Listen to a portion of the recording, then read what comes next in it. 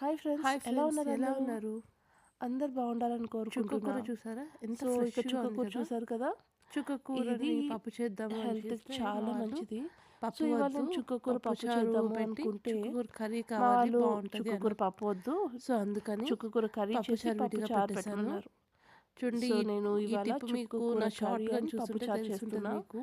మీరు నా short cooker మీద చూస్తుంటే ఈ నేను పప్పు చారు చిన్న టిప్ మీకు గ్లాస్లో తెలిసేది. వాటర్ అండ్ చింతపండు పెట్టాను. కుక్కర్ పప్పు నేను ఉడుకుతున్నప్పుడే పప్పు బాయిల్ సో చేసేటప్పుడే చింతపండు కూడా కుక్కర్లో చక్కగా మెత్తగా ఒక చిన్న ఉడికిపోయింది. గ్లాస్లో వాటర్ సో పోసి పప్పు చారు చింతపండు నేను కూడా ఎలా చేశాను అనేది కూడా కుక్కర్ ఆ పైన షార్ట్లో మీకు పెట్టేస్తాను. తెలుస్తుంది. సో చక్కగా పప్పుతో పాటు చక్కగా ఇంకా చింతపండు పప్పు కూడా మనకి ఉడికిపోగానే రెడీ పప్పు అయిపోతుంది. రుబ్బేసి దాంట్లో సో చింతపండు పప్పు పులుసు ఉడికిన పోసేసి తర్వాత బాయిల్ చేస్తాను. చక్కగా స్మాష్ చేసేసి నేను చింతపండు పోపు పులుసు వేసేప్పుడు ఆ పోసేసి పోపులోని టొమాటో, దాన్ని ఉప్పు, బాయిలింగ్కి పెట్టి కారం కూడా పక్కన పోపు రెడీ వేస్తానండి. సో చేసుకుంటున్నా. నాకు నాకు ఎందుకు పోపులోనే అలా చాలా టొమాటో, నచ్చుతుంది. ఉప్పు, కారం, సో పసుపు వేస్తే పోపు కూడా టేస్ట్ బాగా నచ్చుతుంది. కుక్ అయిపోయిన సో తర్వాత నేను అలానే చేస్తాను.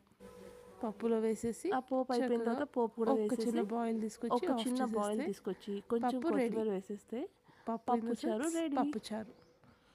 అది అయిపోయిన ఇక తర్వాత ఇది ఇదేమో చుక్కకూర ఆ కర్రీ. చుక్కకూర కర్రీ చేయడానికి చుక్కకూర యాక్చువల్లీ కర్రీ ప్రొసీజర్ అయితే నేను మొత్తం అయితే మొత్తం నేను రికార్డ్ అయితే రికార్డ్ చేయలేదు, బికాస్ కుదరలేదు టైం చేయడానికి. కుదరలేదు. ఈసారి బట్ ఎప్పుడైనా చాలా చేసేప్పుడు మీకు టేస్టీగా రికార్డ్ చేసి వచ్చింది. ప్రొసీజర్ నెక్స్ట్ చూపిస్తాను. టైం పక్కా చాలా రికార్డ్ టేస్టీగా చేస్తా. ఉంటుందండి ఓకే, చుక్కకూర కర్రీ. సో ఇలానే సో ఇలా పోపు ఫస్ట్ దినుసులు అన్నీ ఆయిల్లో వేసి కొంచెం ఇందాక పోపు దినుసులు చూపించిన వేసుకుని టొమాటో, ఆనియన్, ఆ పోపు దినుసులన్నీ ఫ్రై కరివేపాకు, అయిపోయిన తర్వాత పచ్చిమిర్చి వేసి బాగా ఫ్రై ఆనియన్, చేసిన తర్వాత టొమాటో, వెల్లుల్లి, కొంచెం కరివేపాకు, పచ్చిమిర్చి పసుపు, కూడా వేసుకుని కొంచెం అవి కూడా ఉప్పు ఫ్రై అయిపోయిన వేసి తర్వాత దాంట్లో ఈ ఆకు చుక్కకూర వేసి ఉప్పు అది వేసుకుని కూడా బాగా ఫ్రై ఒక అయిపోయిన 5 మినిట్స్ తర్వాత మూత పెట్టి ఇంకొంచెం తర్వాత అవి కారం, కూడా కుక్ అయిపోయిన ఇంకొంచెం తర్వాత మళ్ళీ ఓపెన్ చేసి రుచికి ఉప్పు, సరిపడా కారం, ఉప్పు ధనియా పౌడర్ వేసుకుని అండ్ కొంచెం మళ్ళీ ధనియా ఇంకొక పౌడర్ 5 వేసి మినిట్స్ బాగా ఇంకొక 6 to 7 మినిట్స్ పెట్టి అవి బాగా స్టవ్ మీద కుక్ అయిన మూత పెట్టి తర్వాత కుక్ అయిన తర్వాత ఆఫ్ చేసేసి తీసేసి సర్వ్ చేశారు సర్వ్ అంటే చేసుకోవడమే. చుక్కకూర కర్రీ కర్రీ రెడీ అదిరిపోతుందండి. అంటే సో సో పైన ఏంటండి అంత ఆయిల్ ఉంది వేసారు, అని పైన మాత్రం ఆయిల్ అనవద్దు. తేలుతుంది బికాస్ అని మాత్రం అనొద్దు. బికాస్ దీనికి కొంచెం చుక్కకూరలో ఆయిల్ ఉంటేనే బాగుంటుంది.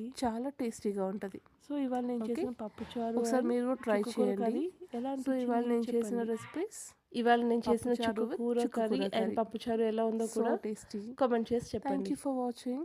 Okay, thank you for watching the video. Please subscribe.